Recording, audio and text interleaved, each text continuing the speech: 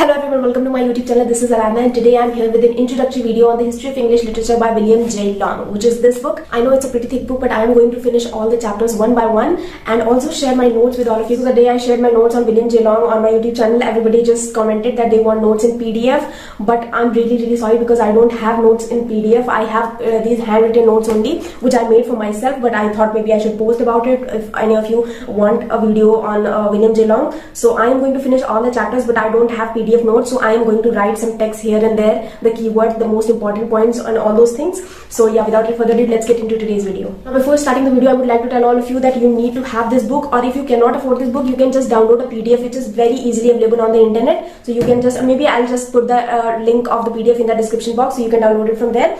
So you need to have this book because no matter how much I try, I cannot put each and every aspect of this book in this video. So I am going to just talk about the most important things जिसके notes मैंने बनाए हैं. So I am going to just talk about those things only. So if you want a really detailed, comprehensive, study of each and every chapter, then you need to read this book along with watching this video. So keep that in mind. Now without any further ado, let's get into today's video. But before that, if you haven't subscribed my YouTube channel, then please do and share this video with your classmates as well. Okay, so this book consists of 634 pages in total, and it is divided into 12 chapters, which are the periods of English literature. Okay, so first chapter is of introduction, and that is what I am going to cover in today's video. So this is kind of an introductory video on this book, and in later weeks I am going to talk about the rest of the chapters as well.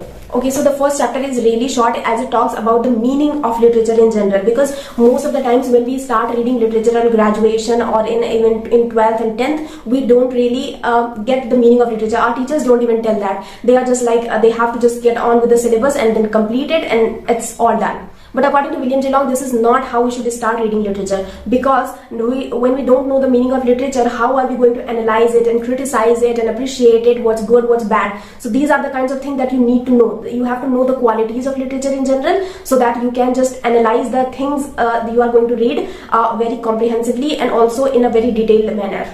Okay, so the first chapter of this book is very short, and mind you, this is the only short chapter in this book. Rest of the chapters are above 50 pages or above 100 pages. So yeah, that is very laborious to read. This is the only shortest chapter of the book. And so it took me just 2 pages to make my notes. So I am going to share the first page and the second page somewhere here. So you can just take a screenshot or whatever you want to do. So I am going to now talk about the qualities of literature. First of all, William j.long talks about the qualities of literature, and there are 3 qualities of literature, which are artistic, suggestive and permanent. Okay. So let's talk about the artistic quality of literature. The artistic quality of literature means that the work of literature, the piece of literature should talk about some truth and the beauty of the world or anything, whatever the work is talking about. It should talk about truth and beauty. That is the most important thing, and which are very common, but they have to be talked about by the author, who is a special person, who is the special person who has just observed that truth and beauty in that thing. Okay, so this is the artistic quality of literature. The first artistic quality is that it should reflect truth and beauty in that piece of literature. Second thing is that it should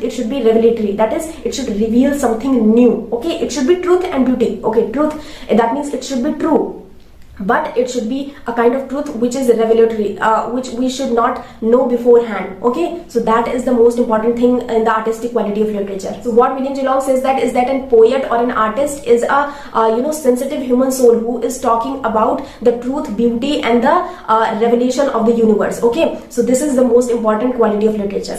The second quality of literature is its suggestive quality. The suggestive quality of literature means that it should suggest something to our emotions, as a human being, rather than to our intellect only. Okay, so it should be it should suggest to our intellect as well, but it must actually suggest to our emotions, because when we read a novel, we just get emotional and all those things. So this is the this is the hallmark of a good literature, that it should suggest to your emotional capacity. It should you should make you in a way, you should sympathize with the characters, with the condition of the character and all those things. This is the suggestive quality of literature. So every time you see that you are this is also in the movies as well, that a good movie is something that makes you connect with the character on the screen. So in this way, this is the quality of. Now the third quality of literature according to William j.long is permanent. Permanent means that literature should be permanent. It should not only confine itself to only one age, but rather than all the ages to come. For example, if you take Shakespeare, he was relevant in the 16th century, in the 17th century, 18th century, and he is relevant in the 21st century as well. So he is kind of a, you know, permanent writer, if you could say so. So this is the permanence of a literary work. It should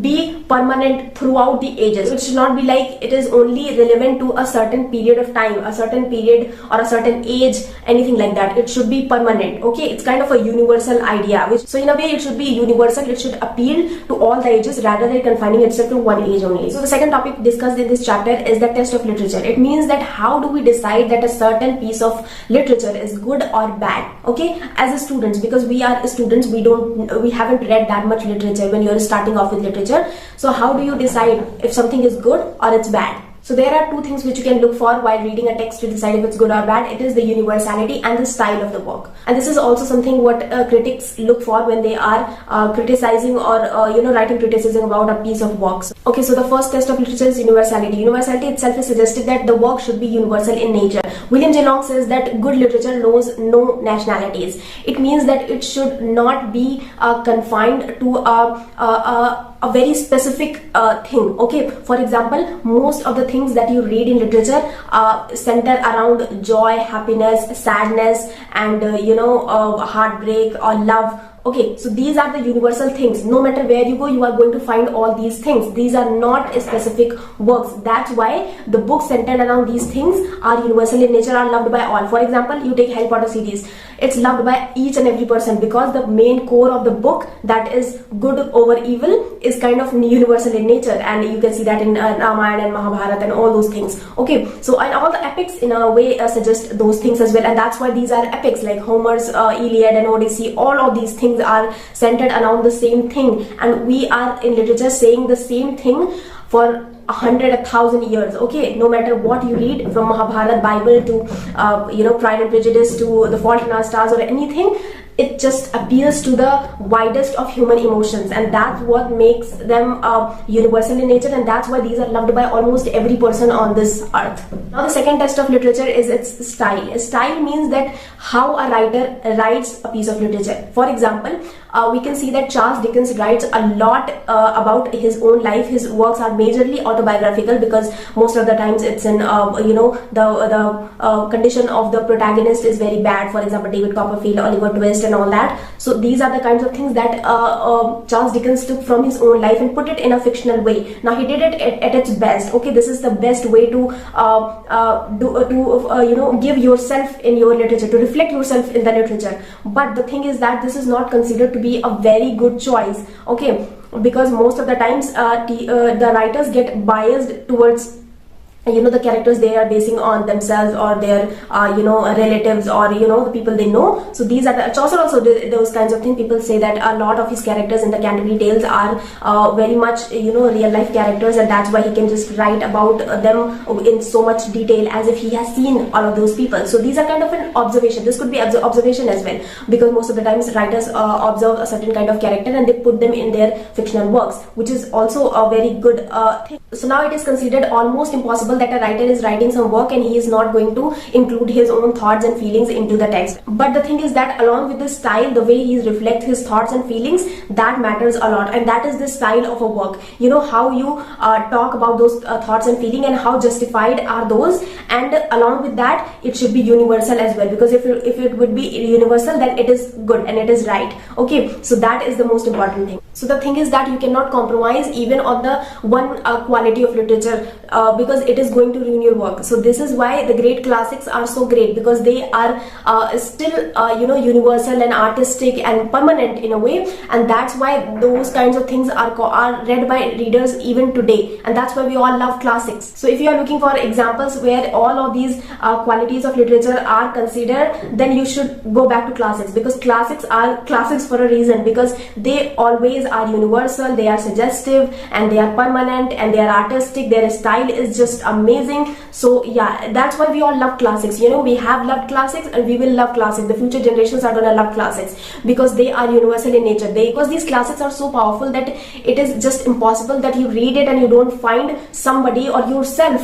as a character in those classics. So the thing is that that's why classics are the base of our literature. So yeah, if you want to experience all of these qualities, then you should read classics, because classics cover all of these areas, and that's why these are classics and these are loved by readers even today. So here William J.long also talks about the objective of reading or studying literature, which according to him is that we as human beings have a tendency to know that what our previous generations felt and how they felt about God, about human feelings, about our ancestors, and about the universe in general, almost everything, because you get a literature on almost everything, and these are the kinds of things that we want to know as humans. And that's why this is the objective of reading literature, because when you read literature, you get to know what kind of people were those who wrote these kinds of things. For example, if you read the literature of Victorian age, you get to know that what was the condition of women in the society, and how marriages were set up by families. If you read about post-war period, then you get to know about how were people affected by the World War and all those things. So these are kind of like the most important things. These are the objectives of reading literature. That's why we read literature at all. So here William J.long also talks about some of the definitions given upon poetry and literature in general by some very renowned authors. For example, he talks about Goethe's definition of literature. Goethe is Goethe, if I'm not wrong, and he wrote Faust, which is the inspiration of Christopher Marlowe's Dr. Faustus. So according to Goethe, literature is the humanization of the whole world, and this is a very important definition. It is very important for exam point of view as well. So this is the definition of by Goethe, and he also gives the definition of poetry by Aristotle. So now, because the ancient English people used to write in verse form rather than prose, and prose was discovered very later on. So here he also gives the definition of poetry by Aristotle, wherein he compares history to poetry, and he says that poetry is better than history. His definition is that poetry is more serious and philosophical than history. So here Aristotle puts